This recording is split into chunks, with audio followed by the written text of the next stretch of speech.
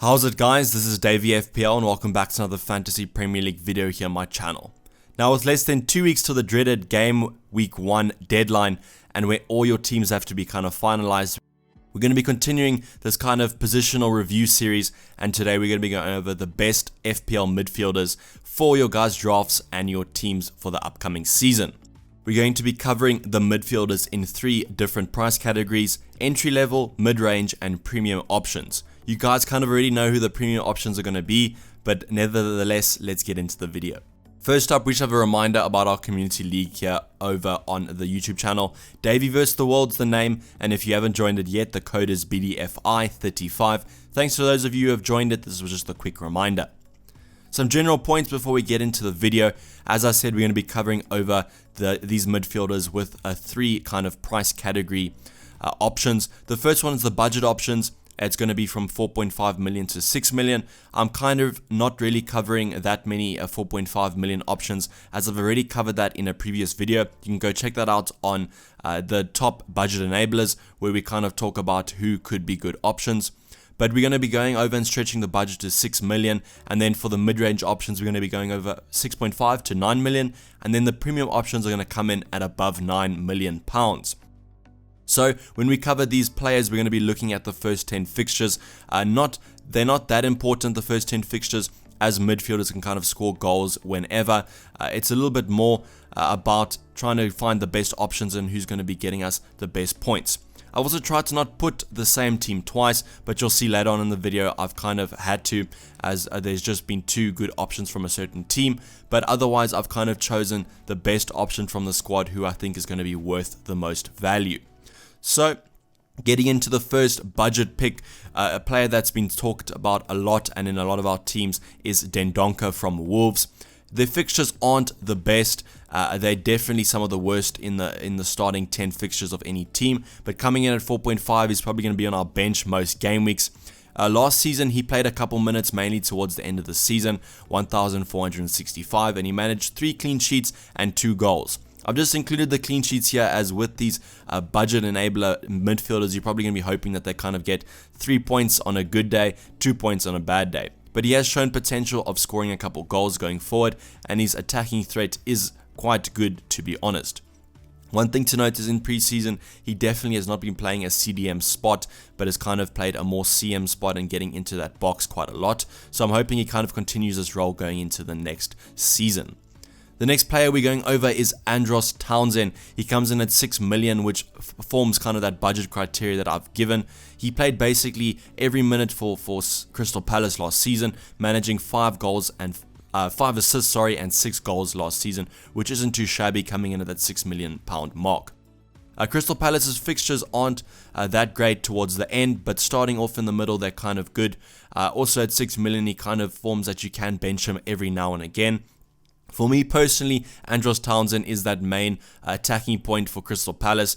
Even if Wilfried Zaha does stay at Crystal Palace, Zaha kind of drags the midfielders in, which leaves space for ANDROS TOWNSEND to attack. So that's kind of why I think he's a good option. If Wilfried Zaha does leave, it's going to be kind of interesting to see the impact that does have on Crystal Palace.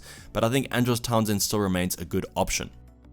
Another cheap option in my entry level is EMILIANO BUENDIA. Hopefully I've not butchered that name too much, and hopefully not made any Norwich fans too angry. Does come in at 6 million, and the thing that's interesting about him is that coming up from the championship last season, he made 38 appearances with 8 goals and 12 assists. And the thing about him is that he's kind of the main man for Norwich. It kind of seems like if they're going to be scoring a goal, he's going to be involved, and if they're definitely going to be winning some games, he's definitely going to be after getting in those FPL points. So Buendia does form an option, a kind of a one to wait and see due to their tough start against Liverpool away. But they do have a Newcastle then, so it could be a good option there if you want to kind of rotate him. As I said with ANDROS TOWNSEND, 6 million is not the most expensive, so you can kind of rotate him in and out. They do have some nice fixtures towards the end of that 10-week cycle, so you could go for him if you want to kind of go on a punt on a newly promoted player. I think that he could offer great stats, especially if he translates how he played in the Championship to how he played in the Premier League. Coming in at our last budget spot is ROBERTO, a player that I did own last season, so I know a little bit about him. He played 2,817 minutes, which kind of is basically every game but some games rested, and he managed 6 goals and 4 assists in that. A little bit of a hot and cold player in my opinion. He kind of goes on streaks of good form, but the thing to note is that Watford always kind of start the season off well. Even though their mid fixtures aren't the best, they do have some nice home fixtures scattered in there against Brighton and West Ham. So you could opt for the winger for Watford, and hopefully he starts the season well. And now going on to our first mid-range option, we have PEREZ here from Leicester, formerly of Newcastle, recently made the transfer this season. So it's going to be interesting to see how he translates his stats from last season to this new season, as I think that Leicester is a better side than Newcastle and they should play some more attacking football. Last season he played quite a bit of minutes and managed 12 goals and 2 assists there, especially good because he is classified as a midfielder, so quite an interesting thing there to go for him. Leicester's fixtures aren't the worst in the world, but also not the best. They kind of have a very mediocre mid-stretch there against Manchester United, Spurs and Liverpool, but you could opt for him in those other fixtures of the green and easier light. PEREZ is an interesting option for me, as I think that he might play more centre forward kind of for Leicester and double up with Jamie Vardy, which will make him out of position there, so I'm hoping for that. And it also seems that Brendan Rodgers has taken a liking to him and thinks that he's a quality player. So PEREZ comes in for me as my first midfield option in that mid-range slot.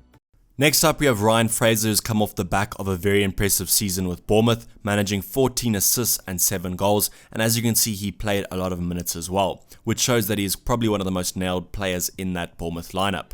He comes in at 7.5, which is a massive increase on last season, but after seeing his stats, you can kind of see that it is justified. The thing to note about Bournemouth is they also have some very nice attacking fixtures, and while I don't really trust the defense of Bournemouth, I trust the attack a whole lot. So, could be an interesting alternative to the usual Wilson or King. You could go for the midfielder who has probably going to be getting a lot of assists again this season, but it's going to be interesting to see if he can keep up the form of last season into this new season. So, Ryan Fraser comes in at 7.5 and also another mid-range option in my opinion. Next up, we have GYLFI Sigurdsson, the Iceland man, comes in at 8 million. Everton has some very nice fixtures coming up, and I've kind of been singing their praises recently, just due to their fixtures probably. But also due to GYLFI Sigurdsson's stats, he managed 13 goals and 6 assists last season, and also was one of the nailed players for the Everton lineup. Hopefully he can return some stats again. It's going to be interesting to see if him or Lucas Digne is on direct free kicks, but I'm hoping it's Sigurdsson, as he is also on penalties as well, so that kind of makes him a set piece specialist in my opinion, and one to watch for our lineups. Comes in at 8 million, which isn't the worst in the world, but it is kind of that upper tier of the mid-range prices. But I've got him here as a mid-range price in my opinion, and I think that he is an option that we should be looking at. Next up, we have Paul Pogba, who comes in at 8.5, and in my opinion, the Manchester United man is currently being overlooked by FPL managers. I think mainly due to just that Chelsea at home fixture, and also the fact that Manchester United didn't end last season on the best of form. But when looking at his stats of 13 goals and 10 assists managed last season, that is quite impressive, and you can see why his price is 8.5. The Manchester United fixtures are quite good, and I think that if they get onto a nice little run of form, Paul Pogba could be a massive option. I'm just hoping that he kind of stays at Manchester United, which I think he will. I think it's kind of too late in the transfer window for maybe him being transferred out, but hey, maybe as the time of recording this video and the time of uploading, he has been already transferred out, so hopefully not. But I think that he could be a great option, and probably one that we're going to be bringing into our teams once he gets a little bit of a run of form. So coming in at 9.5, and the first of our premium options is Kevin De Bruyne. Now when you look at his stats, he only has 900 minutes, but only 2 goals and 3 assists as well.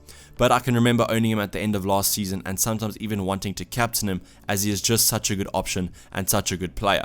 The thing with De Bruyne is he does come in at 9.5, which is the cheapest I think he's ever been in FPL, so you could opt for him. The thing is that it kind of feels like you're opting for him as you're kind of having to cover Raheem Sterling, who I believe is the better option. But Kevin De Bruyne could offer you a lot of assists, and he has had a stellar preseason so far, so could be one to keep our eye on, especially due to his reduced price. The City fixtures are quite good, except for maybe that Spurs at home and Everton away. But in my opinion, those two fixtures are really doable for Manchester City, and they are kind of a fixture-proof team in my opinion. So De Bruyne probably one to keep our eye on, but I think a lot of us are probably going to be starting with Raheem Sterling. And now to talk about that man, Raheem Sterling comes in at 12 million and has managed 17 goals and 15 assists last season. And those stats are absolutely incredible. You can see why he has had a price increase just down to those stats, and hopefully he can replicate that this season. I've already spoken about the Man City fixtures, but I think Raheem Sterling is probably the standout performer in that Man City lineup. And I think probably the player that I'm going to be looking at from their team. I think that at 12 million, it's quite expensive, but I can probably manage 2 premium options in my team. So Raheem Sterling is probably going to be the first, and Mo Salah is probably going to be the second. He comes in at 12.5, the most expensive player in FPL, but rightly so. Managed 22 goals last season and 12 assists to boot, and the Liverpool fixtures are quite nice towards the start of that 10-week run. Towards the end, quite bad, but we can probably assess the situation there and kind of transfer him out if we need to. Was nailed in that Liverpool lineup last season, having played 3,254 minutes, so I'm expecting him to start the season off with a bang. And even though he historically has started a little bit slow, he does get into form quite quickly, and with Norwich at home and then Southampton away, we can kind of guarantee that he'll be scoring in one of those games. So that's probably going to be my last premium option and the last option for the video. I hope you guys have enjoyed this video and hope it's been quite informative for you and helps you make some decisions for your FPL drafts in anticipation of that game week 1 deadline. I hope you've liked the video. Please like it if you did, and please subscribe if you're new. We're kind of going for 10k before the start of the game week 1 deadline. I think that'll be quite impressive, so please subscribe if you're new or if you have not subscribed yet. But otherwise, thanks for watching and stay tuned for more FPL content. I'm going to be signing off. This has been Dayvy FPL and I'm out. Cheers, bye.